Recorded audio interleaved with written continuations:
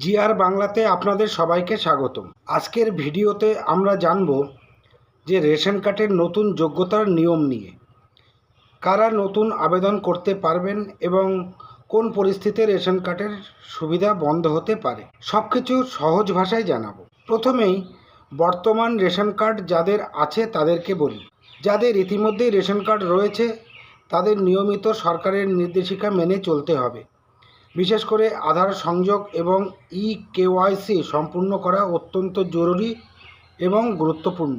নির্ধারিত সময়ের মধ্যে এই কাজ না করলে রেশন পরিষেবায় সমস্যা হতে পারে।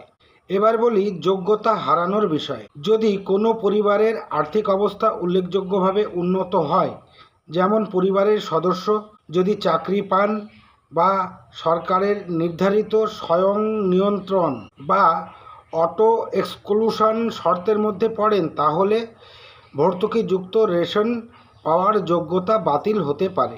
এসব ক্ষেত্রে রেশন কার্ড নিয়ন্ত্রণ হতে পারে অথবা ভর্তুকিবিহীন অন্য ক্যাটাগরিতে পরিবর্তন হতে পারে। ক্যাটাগরি অনুযায়ী রেশন পাওয়ার তালিকা।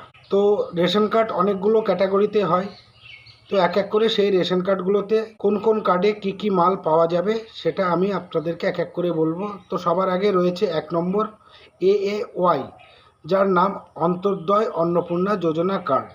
যদি এই কার্ড আপনার হয়ে থাকে তাহলে প্রতি ব্যক্তি কার্ড পিছু চাল পাবেন 35 কেজি, গম পাবেন 2 কেজি, ডাল পাবেন 1 কেজি, সয়াবিন তেল পাবেন 5 লিটার, আয়োডিনযুক্ত লবণ পাবেন 1 কেজি।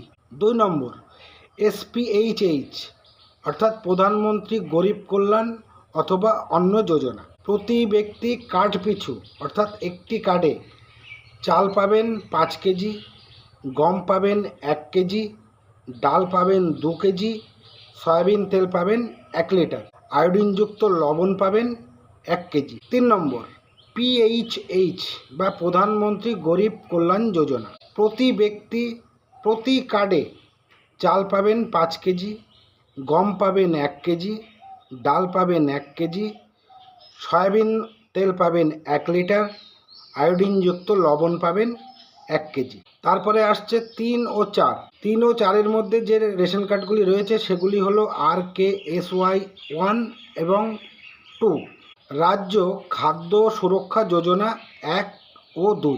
এই কার্ডগুলি যদি আপনার থেকে থাকে তাহলে প্রতি কার্ডে কার্ড পিছু পাবেন চাল 5 কেজি, আয়োডিনযুক্ত লবণ 1 কেজি। কার্ড অনুযায়ী এই মাল বা রেশনগুলি পাবেন সম্পূর্ণ বিনামূল্যে, অর্থাৎ ফ্রিতে। আচ্ছা, এবার জেনে নেওয়া যাক নতুন রেশন কার্ডের জন্য কারা আবেদন করতে পারবেন। প্রথমত, আবেদনকারীকে সংশ্লিষ্ট রাজ্যের স্থায়ী বাসিন্দা হতে হবে। দ্বিতীয়ত, পরিবারের বার্ষিক আয় সরকারের নির্ধারিত সীমার মধ্যে থাকতে হবে। তৃতীয়ত, পরিবারের নামে আগে থেকে কোনো সক্রিয় রেশন কার্ড রাখা যাবে না বা থাকবে না। যদি ইতিমধ্যেই একটা রেশন কার্ড থাকে তাহলে একই পরিবারের নামে নতুন কার্ডের আবেদন গ্রহণ করা হবে না। নতুন আবেদন করতে হলে খাদ্য সরবরাহ দপ্তরের নির্ধারিত অনলাইন পোর্টালে আবেদন করতে হবে। আবেদন করার সময় সাধারণত আধার কার্ড, ঠিকানার প্রমাণ ও আয়ের তথ্য, সেই সাথে পরিবারের সদস্যদের প্রয়োজনীয় নথি জমা দিতে হবে। মনে রাখবেন, আবেদন করার পর সংশ্লিষ্ট দপ্তর তথ্য যাচাই করবে। যদি সব তথ্য সঠিক থাকে তাহলেই রেশন কার্ড অনুমোদিত হয় বা রেশন কার্ড আপনি পাবেন। সবশেষে একটি গুরুত্বপূর্ণ কথা, রেশন কার্ড সংক্রান্ত নিয়ম সময়ে সময়ে পরিবর্তন হতে পারে।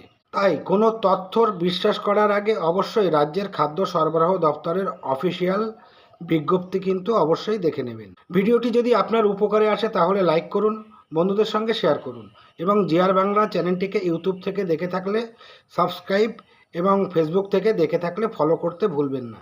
ধন্যবাদ, ভালো থাকুন, সুস্থ থাকুন।